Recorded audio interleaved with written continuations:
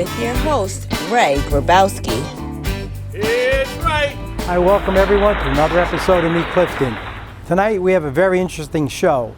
We're going to learn a lot about the brewing of beer through the centuries, why it's important and how it's made. My second guest is going to be talking about, now that COVID is over, how to get a job, how to get placement, training for upcoming jobs. So stay tuned, we'll be right back.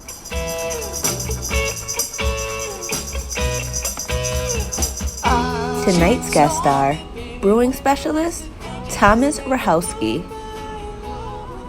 and Deputy Director at the Passaic County One Stop Career Center, Sofia Comas-Phillips. So sit back, relax, and enjoy another episode of Meet Clifton.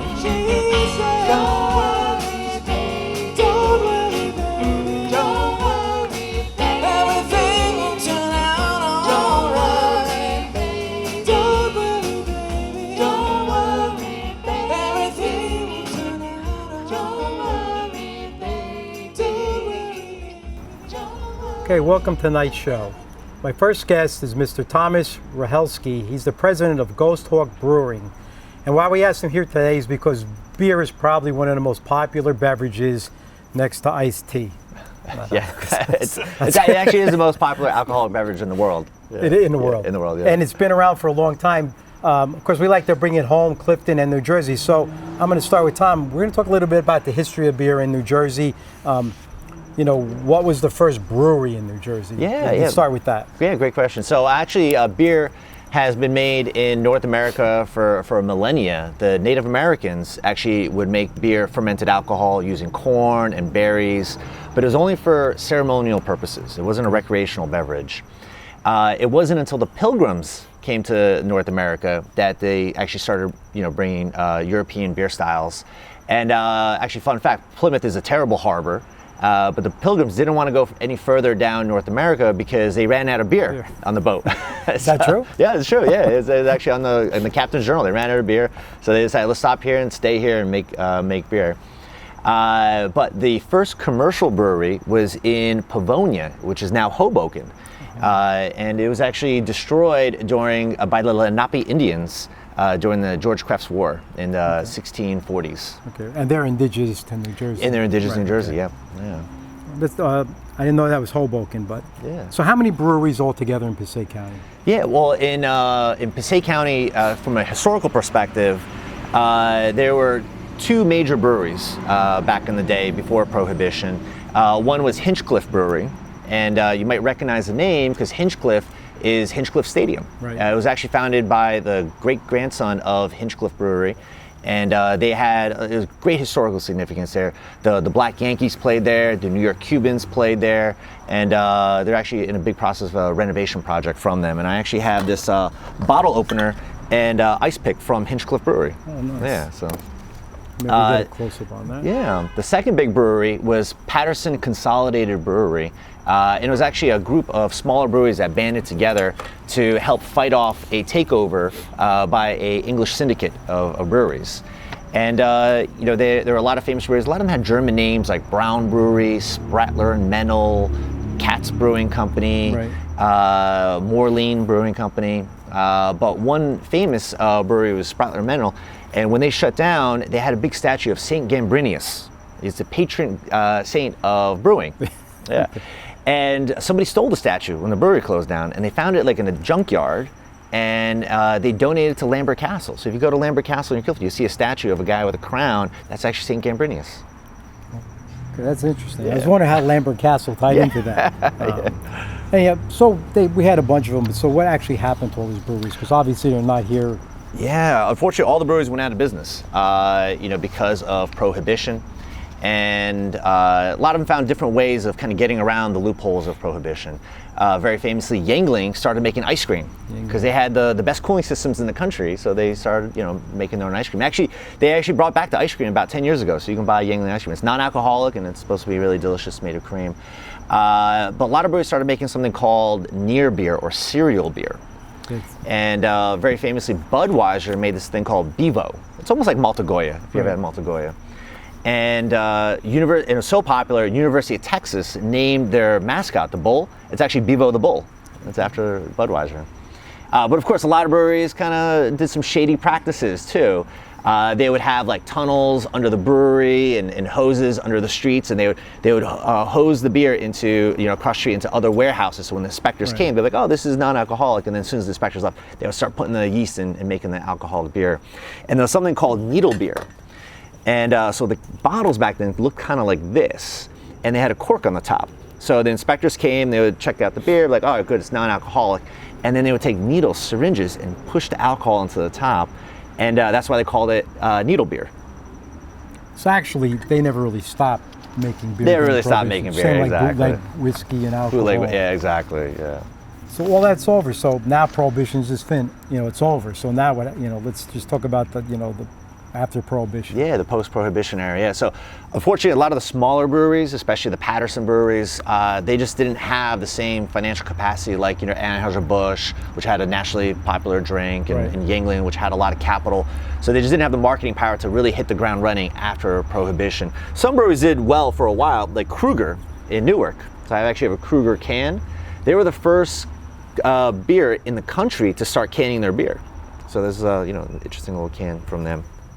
But unfortunately, a lot of consolidation happened in the industry. All the big breweries started buying up all the smaller breweries, and by 1970, there was only one brewery left in the state of New Jersey, and that was Budweiser. Budweiser. Yeah, because Pabst went out. Pabst went out. Used to have that iconic sign. Yeah, Ballantine. Yeah, Freyling-Spausen, the Pride of Newark. Schaefer. Yeah, Schaefer, Hensler. Yeah, all those famous breweries unfortunately shut down. So now, I know beer's been around a long time, and just recent, I don't know how recent, craft beer, people making their own. Yeah. So how does this all start up? Yeah, so the craft beer industry, we have three famous people that we look up to as the pioneers of craft beer, in modern craft beer at least. Actually four, maybe five people, and I'll tell you the fourth and fifth one later. But the first one would be Fritz Maytag. Yes, that Maytag from Maytag fame. He was traveling, he's obviously a billionaire. He was traveling England, going to all the cool breweries around there, and he's like, wow, beer in Europe is so much better than American beer, which tastes like water. So he actually came back to California. He bought Anchor Brewing Company and created Liberty Ale, and he used American Cascade hops. So he was the first person really to say, let's make beer with actual flavor here in the United States. The second person who's famous in all the brewers' eyes would be Jack Mcauliffe. He's not as well known, but he had this brewery called New Alboin Brewing Company. And people joke around, he's like the Velvet Underground of brewing. The Velvet Underground. Yeah. Anybody listened to Velvet Underground when they were young, picked up a guitar and just started their own band. Anybody that tried New Alboin, they started home brewing and they tried to open up their own brewery. It only lasted 6 years, I think just like the Velvet Underground, but people look up to him. And the third person who's super famous would be Ken Grossman of Sierra Nevada, because that's the first commercially successful craft beer company. But the fourth person and slash fifth person we like to look up to in brewing is Jimmy Carter. Yeah, Jimmy Carter. It's kind of random, but Jimmy Carter legalized home brewing. So, and of course, Billy Carter with his Billy beer kind of made it famous. But so we wouldn't really have all these breweries if it wasn't for Jimmy Carter. So now brewing in New Jersey, I'm not really up on this. I know a lot of places open up and they brew their own beer on site. Yeah, that's right. Yeah. I don't know where and I see you have here Ship In 1995 and Climax 96. Yeah. So the first nano brewery in New Jersey would be the Ship In Frenchtown, New Jersey. They started making beer. The Ship In Frenchtown, right along the border. But the first craft brewery would be Climax Brewing in New Rochelle, created by Dave Hoffman. He's like the angry grandfather of the brewing industry. A bit of a curmudgeon, but they started changing the brew laws that breweries can open up to the public and people can come in and sample the beers, and that really kind of spawned a boom in the brewing industry. 8 years ago, there were only 28 breweries. Now there's 148, with another 48 on the way, which sounds like a lot, right? But considering New Jersey has almost 9 million people, that's true. We're actually one of the lowest per capita in the nation. Who's the highest? It would be California. Yeah, California and Colorado are up there. There's actually 120 breweries just in San Diego County, and 20 just 40 in Charlotte. So it gives you an idea. New Jersey still has a developing but growing craft beer community. Wow. And actually, we're going to do another segment. We're going to come back and we're going to talk about, because I think a lot is the water that they use. Absolutely. How we brew this. The history, it's interesting. Now we're going to move on, but we'll be right back, and Tom's going to come back with us, and then we're going to talk about actually the process of making beer. There's a lot. I didn't realize there was this much involved. Dark beer, light beer, the water that they use, parts of the country, which makes it, and actually all different countries that make different beers. Yeah, there's a lot involved. So stay tuned. We'll be right back. Yeah, great. Hello, Clifton and friends. I'm Sharon Corbanix, and welcome to the updates. But before we start the updates, I want to welcome back all of the school children in Clifton, going into their classrooms, meeting with your old friends and making new friends. And we want to wish you a very successful school year throughout the year. And we want to give a shout out to your parents or your grandparents, your aunts and uncles, relatives, friends, whoever is supporting you throughout your school year. We give them a big credit for their efforts, and their efforts are noticed and appreciated. So thank you for that. Now with the updates, what we have is the Patterson Museum is excited to announce an opening of their newest changing exhibit, which is called The Right Way, Remembering Wright Aeronautical and Curtis Wright in Patterson, 1920 to 1946. And this is everything that is related to the airplane industry. It will be from Friday, October 1st through Friday, December 31st. And it's in the Hannah Memorial Gallery at the Patterson Museum. It's located at 2 Market Street. And if you need any information, please go to their website, which is https://pattersonmuseum.com. So please take a look at that. And also, just because Lambert Castle is temporarily closed because of renovations, they are going to have an opportunity to have a Zoom session, which is October 6th at 7 p.m. And they're calling it their Candlelight. It's no cost to the society, and it will be party light hostess is Stephanie Zerner. And if you need to enjoy or place an order, please ask for Stephanie at 201-507-5754 so you can order your candlelight toys, whatever that they have to offer. And then the Clifton Arts Center is having a Race Cars, Comics, and Flying Tigers exhibit. It's the dynamic art and illustrations of Joel Knapsack, and that will be from October 7th and it ends October 30th. It's open to the public at the Clifton Arts Center, Thursdays from 10 to 4 and Saturdays from 10 to 4 p.m. If you have any other questions, please call Roxanne Camilleri. She is the director of the Clifton Arts Center. It's 973-472-5499. Or you can also reach out to Joel, who is the artist, 201-341-5447. And also, on October 30th, the ABA will have their Halloween party. Costumes are optional, but if you like to deviate from your regular routine of who you are, definitely put on a costume and enjoy. Again, it's going to be at the Athenia Vets Post. It's the ABA Halloween party. They have it every year. There'll be dining, dancing, great music, a live band. So please contact 201-390-1308. It's $40 a person, and it is definitely going to be a great time. So enjoy. In the meantime, stay safe, healthy, happy. And remember, there's a lot of wealth and kindness and a good attitude. So we're looking forward to see you around town and looking forward to seeing you at one of our events. So thank you again for tuning in. I appreciate it. Okay, welcome back. Actually, we asked Tom to hang around a little longer. Earlier, we learned the history of beer in New Jersey, which is what we want to concentrate. But more importantly is, how is beer made? Because I really don't have any idea. I know it has to do with the water, but let's with the first step in making beer, let's talk about the water. If the water makes a difference. The first step in brewing is really water. Okay. 95% of actual beer is just the water itself, and we don't use distilled water at all. Because we use dechlorinated filtered water, because you actually want some of that alkalinity, you want some of that mineral flavor, because that actually extenuates certain flavors and certain styles of beer. So right. yeah, so we And New Jersey is actually great because New Jersey has a very neutral pH in our water systems, so it's great for making most beer styles. But like higher alkaline waters are good for darker beers, and low pH is better for bitter beers and most types of ales. Yeah, and actually, New Jersey, they're watered for bagels. You hear that? In New Yeah, Jersey there's for bagels, yeah. and Italian restaurants for the pasta. Yeah. So, It's great water, great. but for all beer didn't really start in New Jersey. So Yeah. I mean, I didn't really think that the water was that important, but does it really affect the taste? Yeah, it absolutely does. So you have some famous places that have very signature beers because of their water styles. So, for example, Pilsner in the Czech Republic, where Pilsner comes from, Right. actually has very light, low metallic water, which is why their light beers have such a nice, crisp, clean taste. Then you go to other places like London and Dublin, which have very hard water, very high alkaline waters. So that's where you have famous porters, like Right. London porters, and of course Guinness Stout, because of their hard waters. And then you have interesting places like Burton-upon-Trent, where Bass Ale comes from.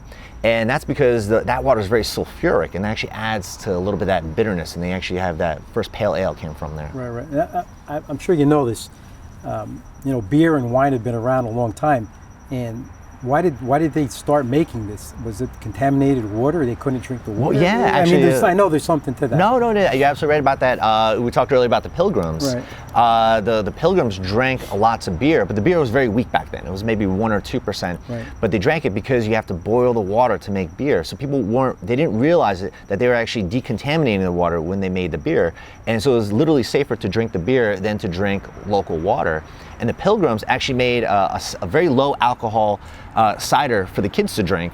And and they noticed the kids that drank cider were healthier than the kids that drank water, and they thought it was because the minerals in the cider, but it was really just the alcohol killing all the bacteria. Right, because I know water back then wasn't safe to drink unless you were in the mountains and it was flowing down. Yeah.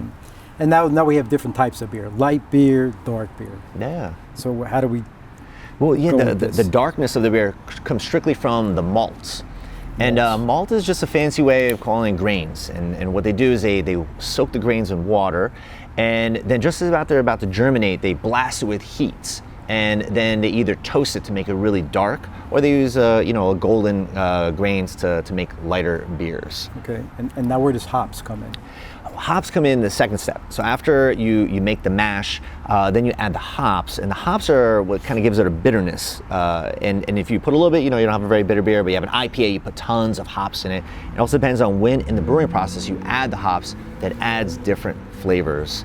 And interestingly, hops actually are in the Cannabaceae family, which is a cannabis family, because it's a very oily plant, but it doesn't have any THC. And if you're interested in becoming a hop grower, it does take 3 years for the plant to mature. So if you want to get into the beer growing business, you have to start early. Right, and now of course beer has alcohol and people drink enough. So where does the alcohol? Is that from fermentation? I'm not. Yeah, the alcohol actually, it sounds kind of gross, but alcohol is just yeast farts. So the yeast breaks down the sugars and the carbohydrates in the grains, and the byproduct of that process is actually the alcohol, and the yeast actually adds a tremendous amount of flavor, even though it's such a small percentage of the brewing process. And you have actually 2 different major types of yeast. You have top fermenting ale yeast. So this ale kind of floats around the top and eats the sugars and eventually dies and comes down to the bottom. That's why you see these vats with the little cones on the bottom, because those are the ale yeast, and those are your IPAs and your stouts, right? But you also know sometimes you'll see vats that are kind of horizontal, and those are lagering yeast. And these yeasts, they like to float around on the bottom, eating all the sugars. And the German brewers actually found that out by accident, because when they're making Oktoberfest beers, they would roll the kegs on their sides and keep them in the caves over the summertime. And the caves are very cold, and that was a great place for the yeast to grow. And they just noticed that, hey, anytime we roll them over, the beer tastes better than if we stand them up, but they didn't realize that there's 2 different types of yeast strains. Okay, and just a real quick question. I know beer doesn't have a tremendous amount of alcohol. Can you like 15%, 20? Grain alcohol is like 98. Absolutely. Can beer be made to be stronger? Yeah, absolutely. Well, it's all about the sugar level. So if you add more yeast and more sugar into the beer, it can be much, much stronger. So Sam Adams makes a Utopia beer, It's a special release they do every year. It's 28%. Okay. I'm sure some of it's regulated by law. Yes, yeah. But as long as it's made with fermented yeast, it's not a distilled alcohol, so you could make it even stronger than that. Okay. So basically that's all the ingredients. Yeah. And now a lot of people, can they do home brewing, or what's the brewing process? Yeah, so the brewing process, we call it Reinheitsgebot, which is the German purity laws of 1516. Yeah. But the Germans are always good marketers, and they saw some places were making cheap beer, so they branded themselves, hey, do you want a true German beer that actually has good flavor, or do you want Czech beer or Polish beer or Hungarian beer? But that's the 4 major ingredients. But a lot of breweries add other flavors into it. But basically, yeah, you mash the malt, the grains into a big vat, cook them for about 60 minutes, and you clean it out. We call it lautering. You lauter it out. And then you add the hops. And again, depending how many hops you add, when you add it, adds to the flavor profile. And then it goes into the fermenting vats where you pitch the yeast. That's a little nickname we use. You don't throw it in, you pitch it in there. And then it sits there for 2 weeks for ales and about 6 to 8 weeks for lagers. And then sometimes it's naturally carbonated, sometimes it's uncarbonated. But we talked about home brewing during the last segment. Corrado's is the local homebrew place. So if you want to kind of get into home brewing, they also have the wine, but the other people don't know that at the back of the store, they also have a lot of home brewing for beers too. Yeah. And if you want to learn more about craft beer in New Jersey, check out the New Jersey Craft Beer Club. It's a free service, and they have literally a map of all the breweries in the whole state of New Jersey. So you can go, on your beer tours, and they also offer a premium membership. You can find out like local restaurants and liquor stores that have specialty and discounts on craft beer. Well, I appreciate it, Tom. Actually, if you want to become a brewmeister or master, whatever it's called, you have a slight introduction here. It's interesting because it's good to know what you're drinking. It almost sounds like it's healthy. Yeah. Tom, I appreciate you coming on. Great, thanks. Thank you. Stay tuned. Be right back. Great. Take care, guys. Thanks for having me.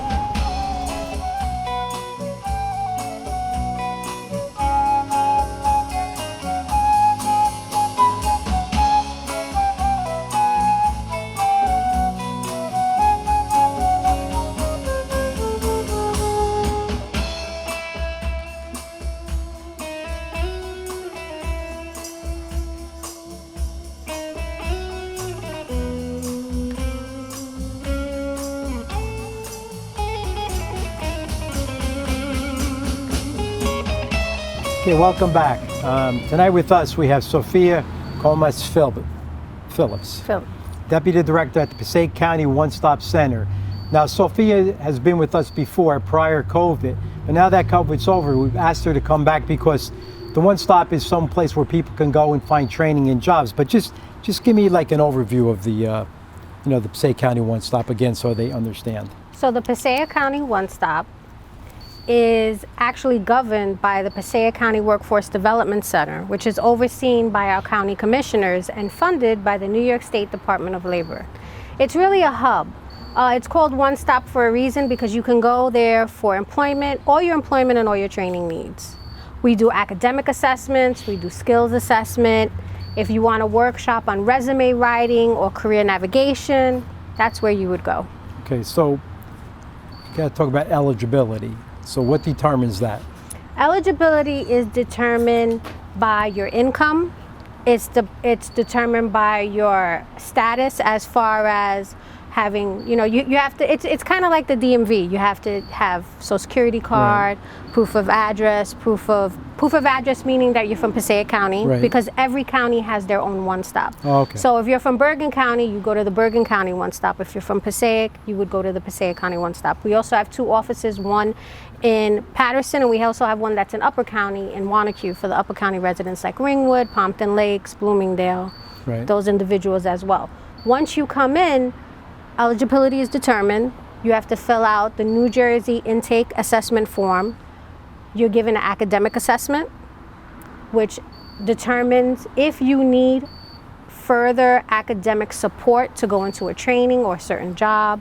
And once all of that is determined and you have sort of a profile, then a career counselor will go into the next steps with an individual. Okay, and before I get into the now, do we have anything programs there for the young people? Yes.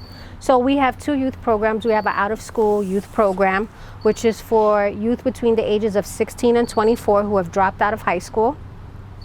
And we have programs that are located in Passaic, Patterson, and in Wanacue. Again, servicing Upper County and the balance of county.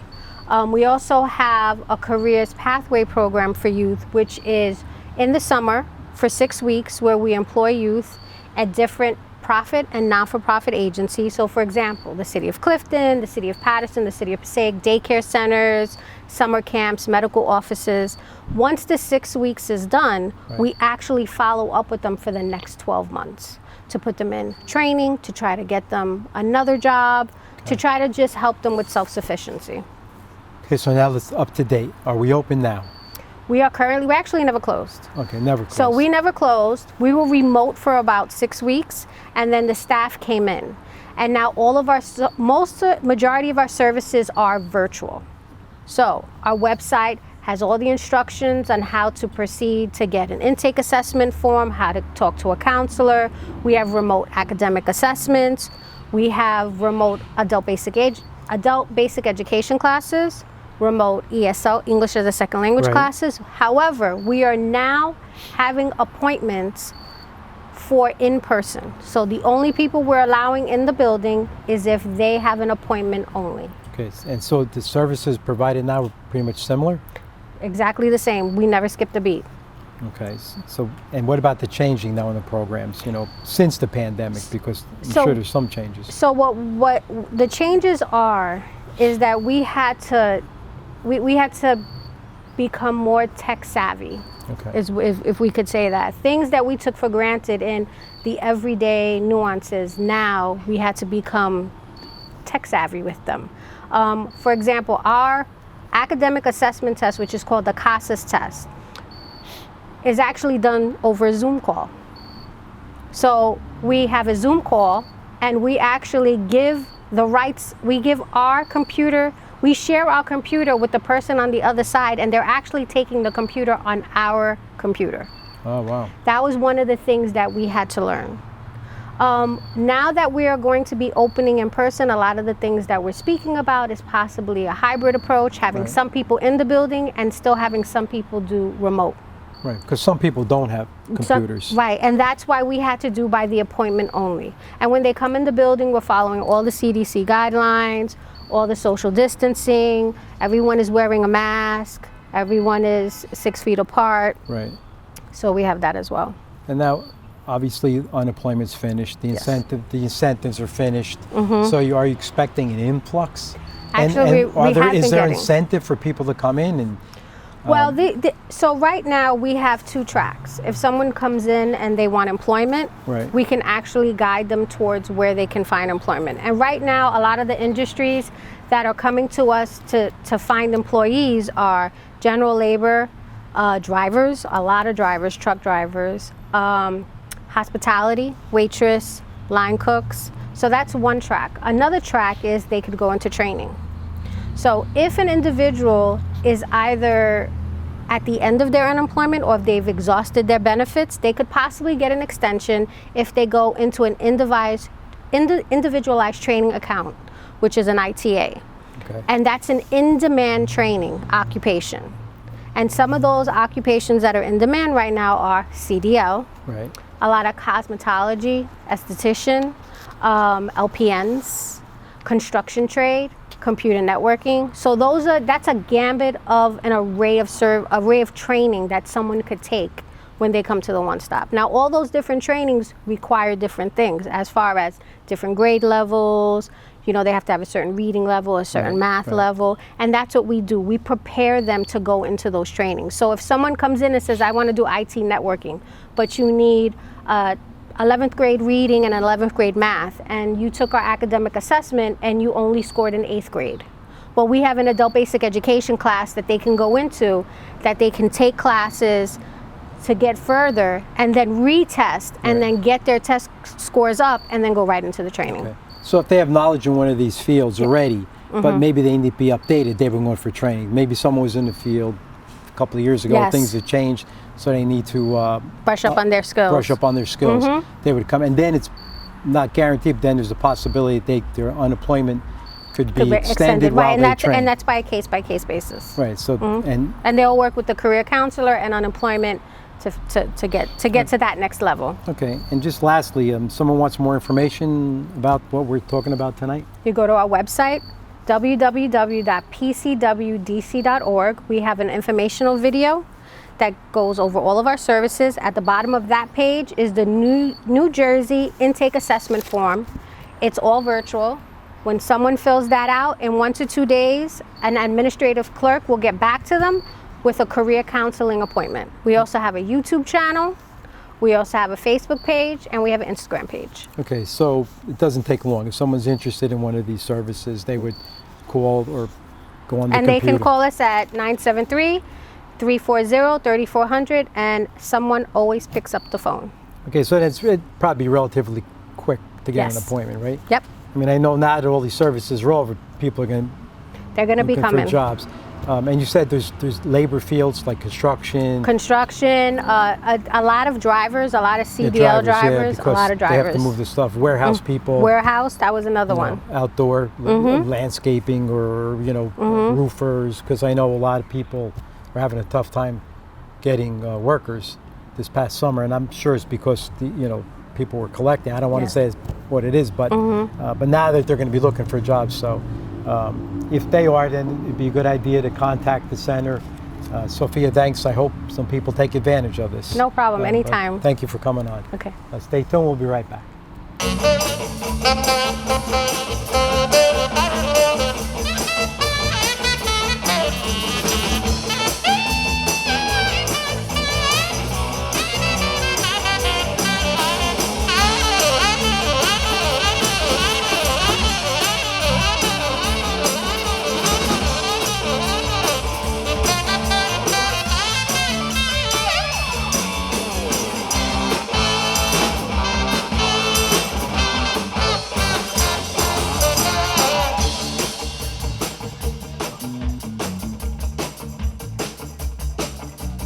If you come down to the river, bet you're gonna find some people who live. You don't have to worry, cause you have no money. People on the river are happy to give. They will keep on turning, while the fire will keep on burning. And we're rolling on a river. Rolling on a river. Rolling on a river.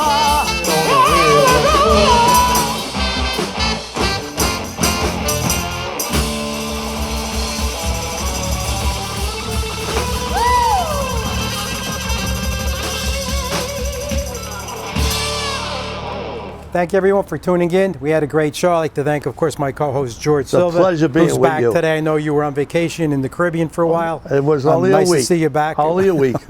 Seemed like a lifetime. Yeah. Thanks. Or you wish it was a lifetime. Yes. We had a great show tonight. I hope we learned a lot. Our guests were really informative. Next time we'll be here, maybe not outside again. Tonight we're outside. It's still September. Maybe at our October show we'll be outside. If not, we'll figure a way out to have it back indoors. But in the meantime, be good to your friends and family. Respect your neighbors. Keep Clifton close to your heart. This is a great city. Thank you. God bless. Good night.